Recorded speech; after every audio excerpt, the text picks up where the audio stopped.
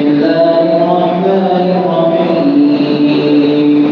وإذ قال ربك للملائكة إني جاعل في الأرض خليفة قالوا أتجعل فيها من يفسد فيها ويسفك الدماء ونحن نسبح بحمدك ونقدس لك قال إني أعلم ما لا تعلمون. وعلم آدم الأسماء كلها ثم عرضهم على الملائكة فقال أنبئوني بأسماء هؤلاء إن كنتم صادقين. قالوا سبحانك لا علم لنا إلا ما علمتنا إنك أنت العليم الحكيم. قال يا آدم أنبئهم بأسمائهم فلما أنبأهم بأسمائهم قال ألم أقل لكم إني أعلم غيب السماوات والأرض وأعلم ما تبدون وما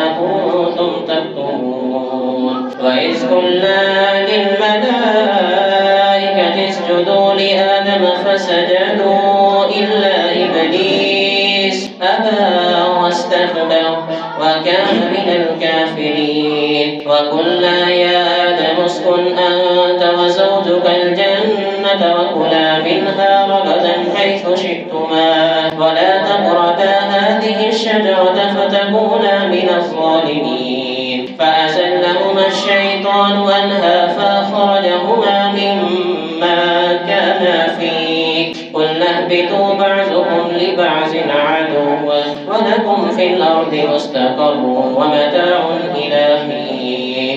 فتلقى آدم من ربه كلمات فتاب عليه إنه هو التواب الرحيم. قلنا اهبطوا منها جميعا فإما يأتينكم مني هدى فمن تبع هداي فلا خوف عليهم ولا هم يحزنون. والذين كفروا وكذبوا بآياتنا أولئك أصحاب النار هم فيها خالدون.